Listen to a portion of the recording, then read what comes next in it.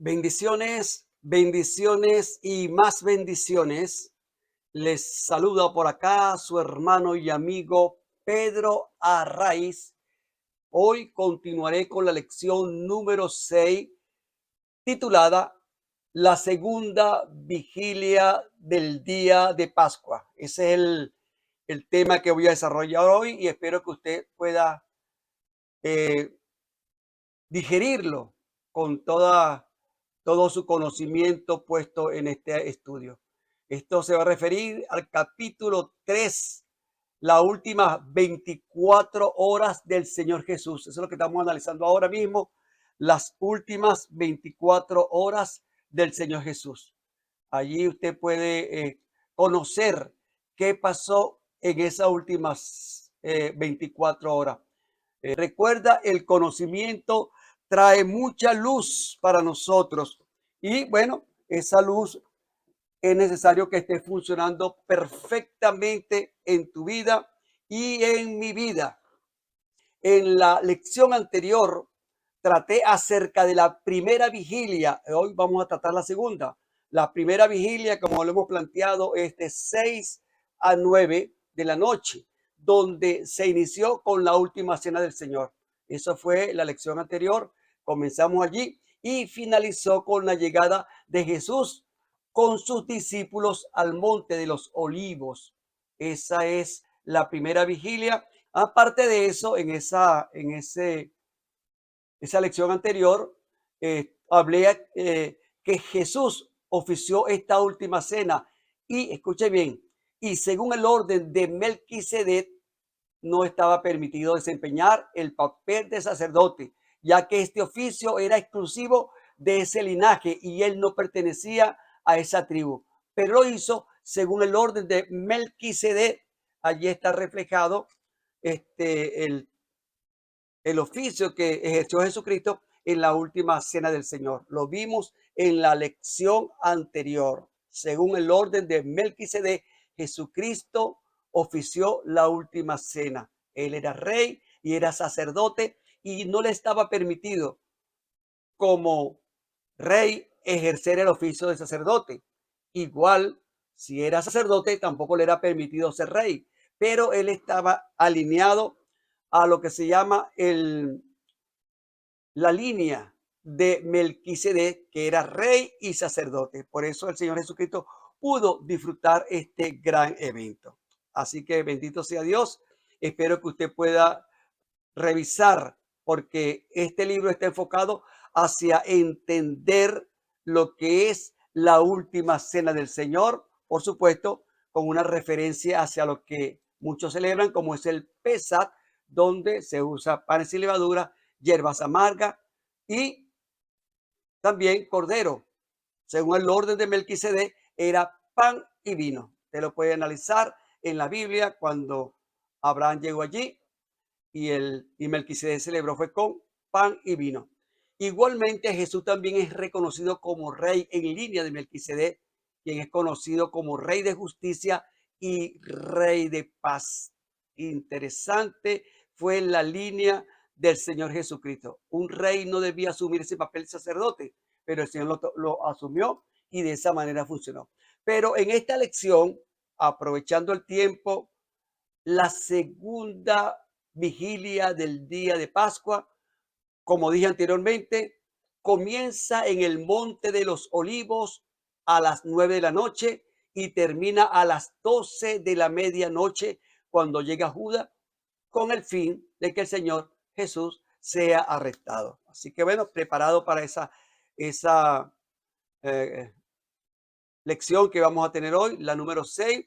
Así que le invito para que visite mi canal de YouTube, @alumbrando el camino 947, donde conseguirás las lecciones anteriores. O sea, esta es la número 6, desde la 1 hasta la 5 está en mi canal de YouTube. Allí podrás conseguir las lecciones anteriores y ubicarte en el contexto de lo que vamos a analizar en el día de hoy. ¿Estamos claros allí? Así que voy a comenzar con esta lectura en Mateo 26, 38 y 39. Mateo 26, 38 y 39, según la traducción lenguaje actual.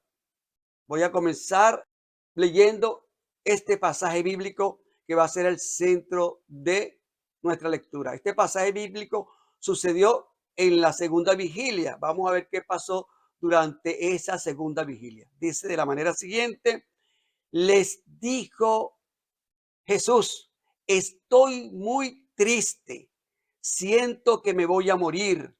Quédense aquí conmigo y no se duerman, dijo el Señor Jesucristo. Escucha lo que dijo. Estoy muy triste, siento que me voy a morir. Imagínense la situación. Eso fue en el Monte del Olivo. Recuerden que él estuvo allí 3 horas, porque estamos analizando la segunda vigilia, que es de 9 a 12 de la noche. Él estuvo cenando, estuvo orando 3 horas, pero mira lo que dije, quédense aquí conmigo y no se duerman. Los discípulos, como sabemos, se durmieron durante 3 horas. Fue a orar 1 hora, vino y lo consiguió durmiendo, fue otra hora a orar, lo consiguió durmiendo, fue otra hora y lo consiguió durmiendo. Espero que usted no se duerma cuando esté en la presencia de Dios, en el conocimiento de la palabra de Dios. Ahí estuvo el Señor Jesucristo, ¿verdad? Siento que voy a morir. Era una tristeza bastante grande que tenía él. Y dice en esa misma vigilia, que en esa oración, él sudaba gotas grandes que caían al piso, gotas grandes como de sangre. Imagínense el sufrimiento que tenía el Señor Jesús en ese momento. El 42, Mateo 26:42 dice, otra vez fue y oró por segunda vez diciendo, Padre mío, si puede pasar de mí esta copa sin que yo la beba, hágase tu voluntad. O sea, vamos a ver este pasaje, es donde en una oportunidad volvió nuevamente a orar y con este sufrimiento que tenía, que sentía mucha tristeza, sentía que se moría, sentía que sudaba como gota de sangre en ese momento tan difícil, dijo, Padre, si es posible, pasa de mí esta copa. No quiero pasar por este sufrimiento, pero que no se haga mi voluntad, sino la tuya. Qué importante es este momento cuando el Señor Jesucristo entiende que viene un momento difícil porque estaba propenso. Recuerde que ese día de Pascua él iba a ser sacrificado. Por eso decía, pasa de mí esta copa. ¿Qué quiere decir esto? Cristo se dio obedecer su voluntad, la cedió al Padre Celestial. ¿Por qué? Porque él conocía el propósito que había en él, debía cumplir un propósito y un destino. Y su decisión fue por la voluntad del Padre Celestial. Recuerde que la voluntad, cuando uno ejerce su voluntad, sencillamente hace es tomar una decisión. Cristo tomó la decisión por la voluntad del Padre Celestial. Por lo tanto, hoy vamos a analizar cuál era ese propósito, y ese propósito es realmente a qué vino Jesús al mundo. Esa pregunta algún día se la he hecho. Se dicen tantas cosas. ¿A qué vino Jesús al mundo? ¿Por qué se dio su voluntad? ¿Cuál fue su propósito por el cual el Padre lo había enviado a la tierra? Y lo vamos a entender, y para ello tenemos que irnos a Génesis para entender qué voluntad del Padre era esa a la que él vino a cumplir. Interesante que lo revise, porque cuando Dios crea al primer ser humano, su intención era extender, escuche, extender el reino de los cielos en la tierra para que el hombre reinara así como el Padre lo hacía en el cielo. Cuando el Padre Celestial dice que vamos a crear al hombre para extender, para que el reino prácticamente que está en los cielos le saquemos como una copia en la tierra, y el hombre es el que va a reinar. Ese fue el objetivo del Padre Celestial, y eso lo dice Génesis capítulo 1, versículo 26, según la Nueva Traducción Viviente. Oiga bien lo que dice este pasaje. Entonces Dios el Padre dijo, cuando iba a crear al hombre, dijo, hagamos a los seres humanos a nuestra imagen para que sean como nosotros. Hagamos a los seres humanos a nuestra imagen. Imagínese usted, vamos a repetir allí, para que sean como nosotros. Esa fue la intención de Padre Creador, extender el reino. Eso lo dice en Génesis capítulo 1, 26 y continúa de la manera siguiente. Ellos, los hombres, los seres humanos, reinarán sobre los peces del mar. Reinarán. Ese es el gran objetivo de la creación del ser humano. Reinar sobre los peces del mar, las aves de los cielos, los animales domésticos, todos los animales salvajes de la tierra y los animales pequeños que corren por el suelo. Esa fue la intención y el propósito de la creación de los seres humanos. O sea, crea al hombre y le dice, tú vas a tener una voluntad propia, pero no vas a obedecer a nadie, sino a mí. Es tu obediencia hacia mí. Es la única condición que te pongo, un pacto prácticamente condicional. Si me obedeces, no hay problema, pero si me desobedeces, vamos a tener problemas. Y eso lo dice en Génesis capítulo 2, versículo 16, donde se establece este pacto, diciendo, ¿verdad? Y mandó el Señor Dios diciendo, de todo árbol podrás comer, menos del árbol de la ciencia del bien y del mal.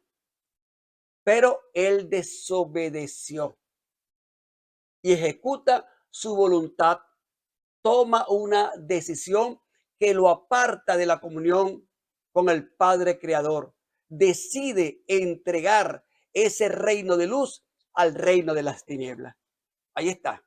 Ese fue el propósito de Dios para los seres humanos, que reinaran.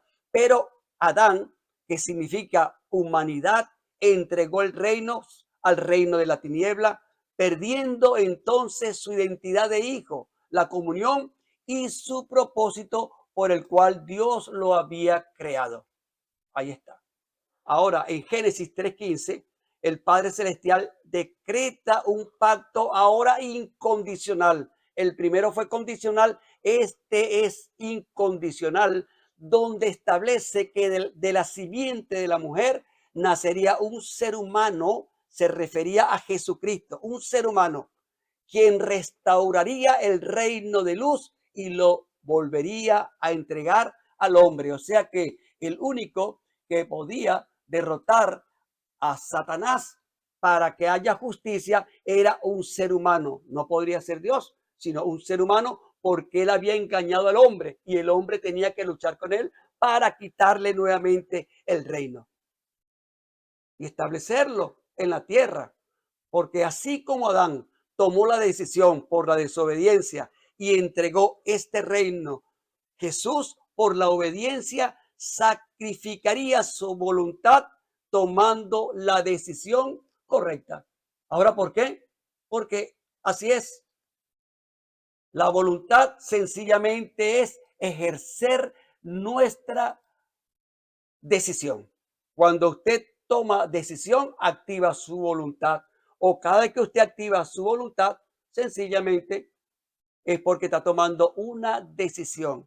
Adán conocía la voluntad de Dios, pero Adán se decidió por su voluntad. Ahora bien, ¿qué es la voluntad? ¿Qué es la voluntad? Sencillamente la capacidad de que tiene el ser humano de poder tomar decisiones buenas o malas.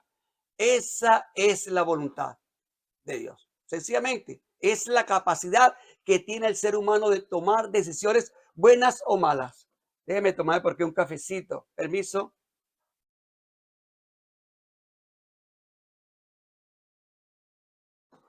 Ahí estamos. Tú como ser humano tienes la oportunidad de tomar esas decisiones en tu vida.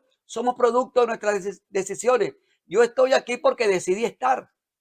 Sencillamente, antes no lo había decidido, pero hoy decido estar aquí hablando un poco acerca de la palabra de Dios.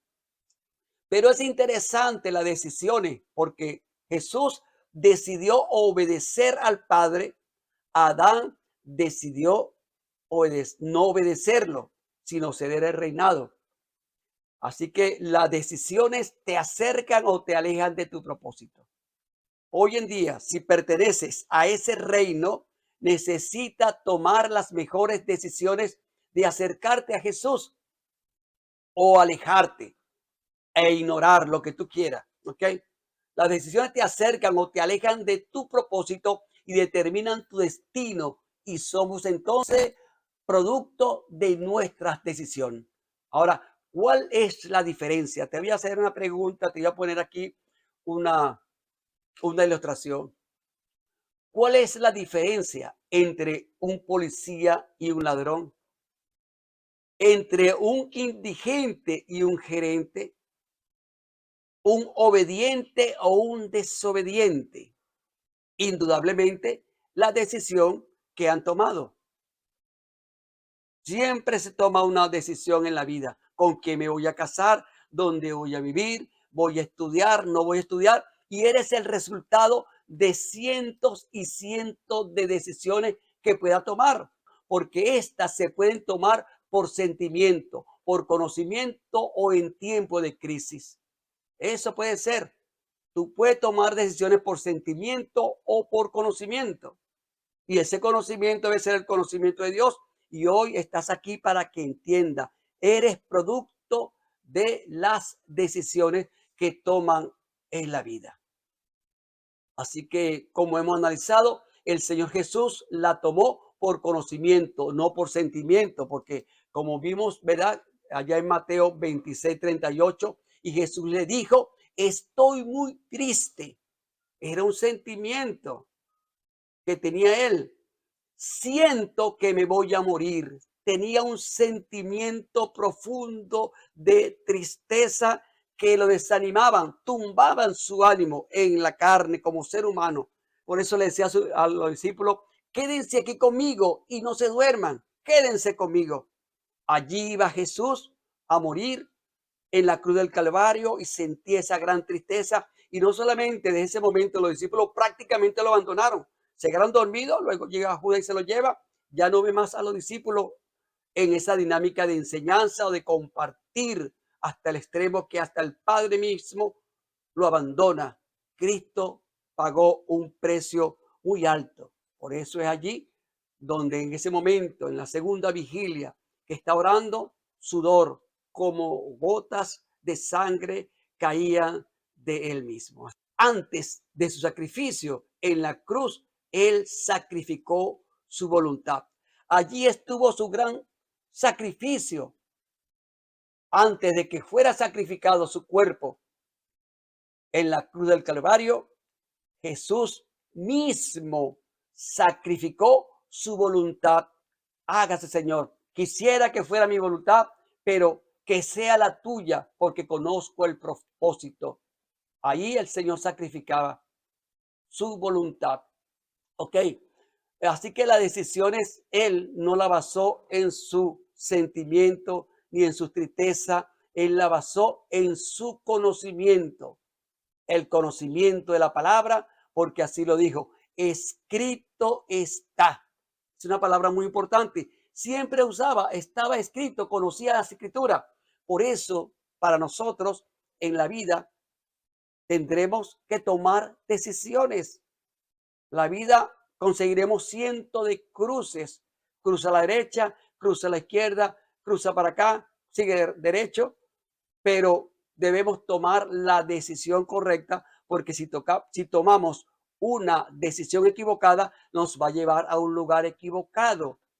Pero qué interesante que cuando pertenecemos a ese reino de los cielos, podemos tomar decisiones acorde a la palabra de Dios, lo que el Padre Celestial ha establecido.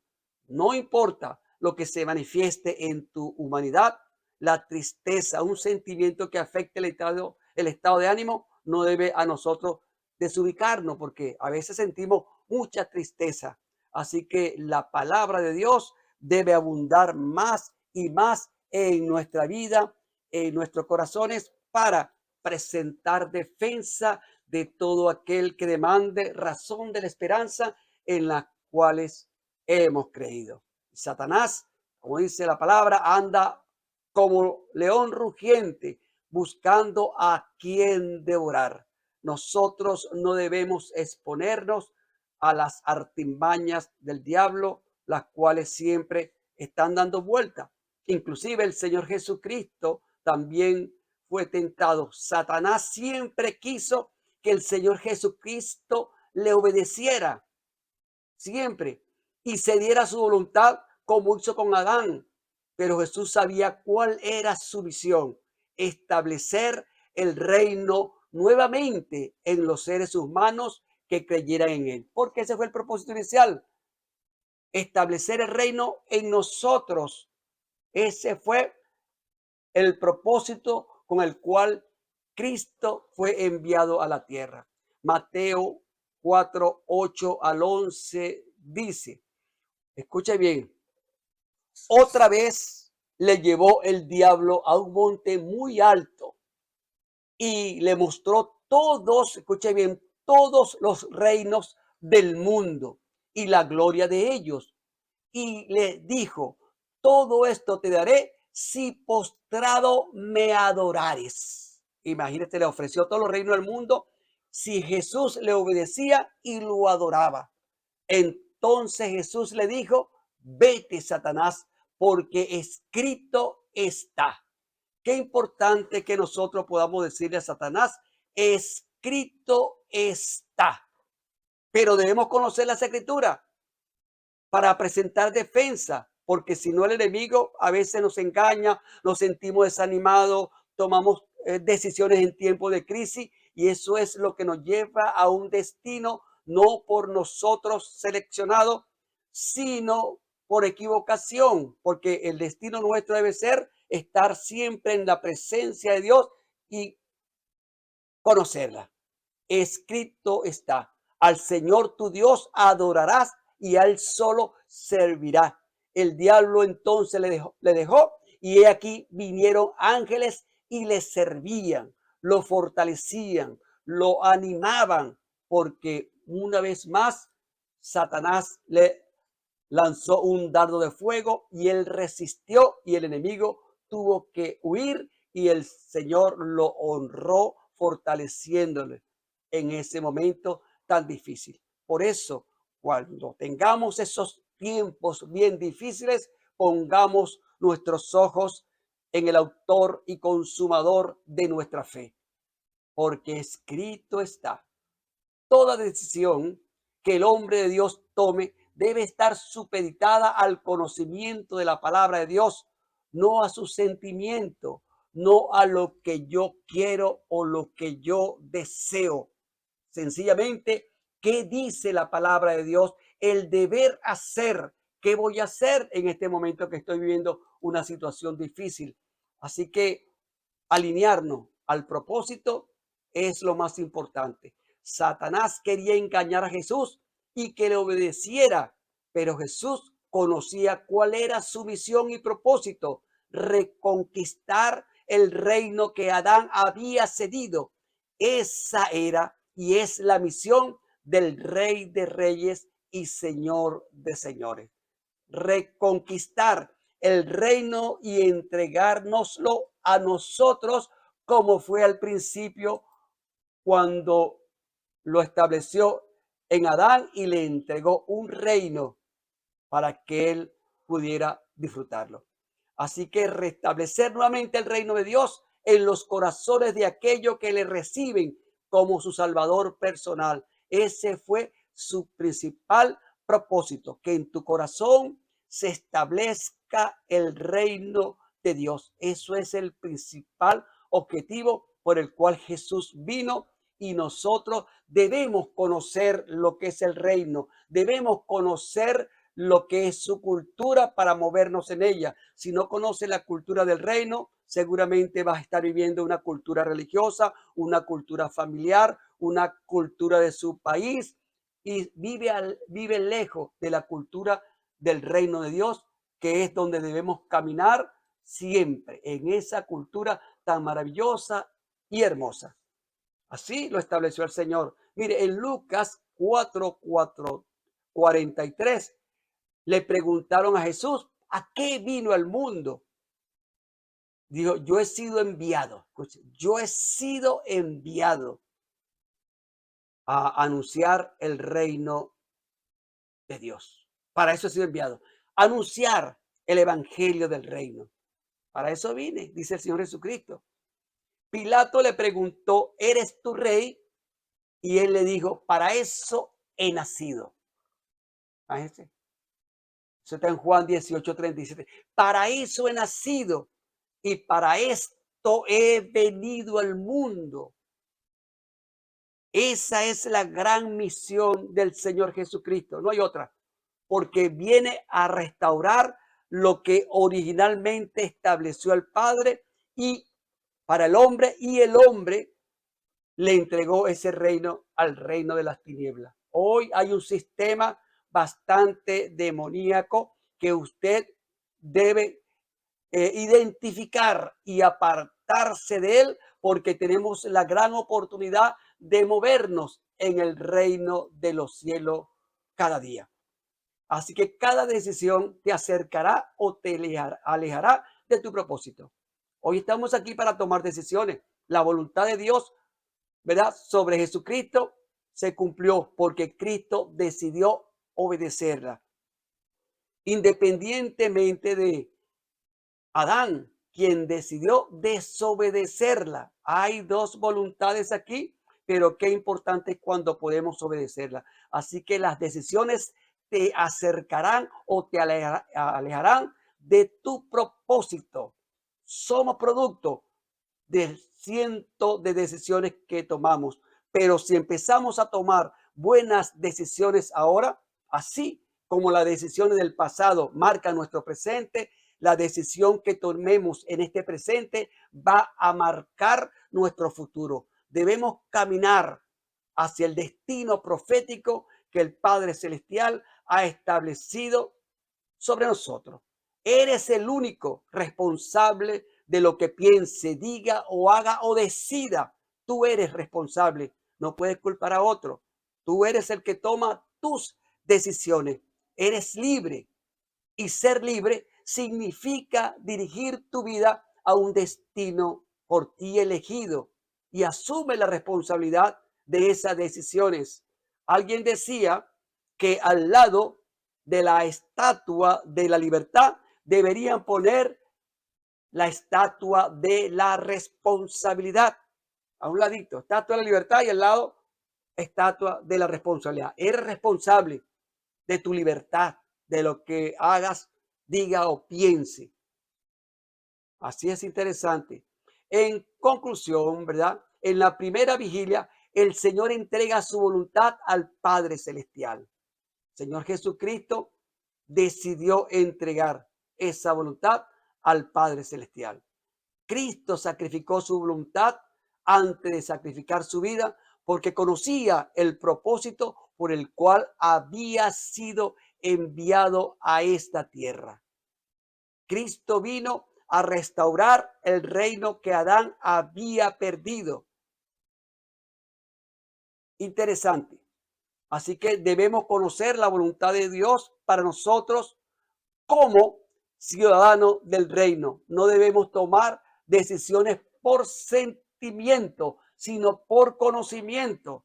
Así lo hizo el Señor. Está escrito. Por conocimiento. Estamos en Cristo y está escrito. Y tú no puedes tomar decisiones en tiempo de crisis, sino en el tiempo de Cristo en tu corazón. No es tomar, si está a punto de tomar decisiones porque está en una crisis, recuerda, consulta al Padre Creador. ¿Qué debes hacer? Cree en el gran milagro que Dios va a presentar para tu vida. No es tiempo de tomar decisiones por crisis porque estamos viviendo unos tiempos bastante críticos, bastante de crisis en todas las áreas, pero ahí está el Señor Jesucristo para bendecirnos y ayudarnos. Así que debemos alinear nuestra voluntad al propósito que el Padre Celestial tiene para nosotros. Hay una voluntad perfecta para nosotros. Cristo y el Padre han establecido para nosotros un tiempo perfecto donde deberíamos estar hoy porque nos han creado con propósito. Debes tomar las grandes decisiones por obediencia. Cristo es nuestra paz, Cristo es nuestro Rey, Cristo es nuestro sacerdote. Siempre ha sido así. Así que creo que es un tiempo de que puedas reflexionar y puedas tomar esta gran oportunidad de crecer en el área de lo que es el reino de Dios, un sistema de gobierno espiritual en el cual no te puedes desligar de él. Hay un sistema de gobierno espiritual. Así que bueno, te invito para que visites mi canal de YouTube, alumbrando el camino 947, donde conseguirás las lecciones anteriores. Esta es la número 6, pero de la 1 a la 5 está en mi canal de YouTube. Allí puedes tú eh, revisar las lecciones anteriores. Como te dije, la lección anterior fue muy interesante. Cada lección es plataforma de la siguiente. Estamos en la segunda vigilia de esta última 24 horas del Señor Jesucristo. ¿Qué pasó con sus últimas 24 horas? Ya lo hemos repetido. 4 vigilias en la noche. Ya analizamos la primera en la clase anterior. Hoy analizamos la segunda, donde estas 3 horas estuvo orando al Padre Celestial por fortaleza, por dirección y por todo. Así que bueno, también aquí te voy a dejar mi correo de contacto, pedrodarraiz49@gmail.com. Ese es mi correo de contacto. Si tienes alguna pregunta, sugerencia o diferencia, no dejes de comunicarte. Así que Dios te bendiga rica y poderosamente en el nombre glorioso de nuestro Señor Jesucristo. Nos vemos el próximo martes, que vamos a comenzar con la tercera vigilia. Inicia con la captura del Señor Jesucristo a las 12 de la noche y concluye 3 horas después a las 3 de la mañana, cuando Pedro lo está negando. Es interesante esta tercera vigilia. Ya vimos la primera, esta es la segunda y vamos para la tercera para llegar finalmente a su sacrificio a las 3 de la tarde. Cada 3 horas sucede un evento importante. Así que Dios te bendiga rica y poderosamente. Nos vemos en el próximo live y en el próximo video. Bendiciones, bendiciones y más bendiciones. Si deseas más información,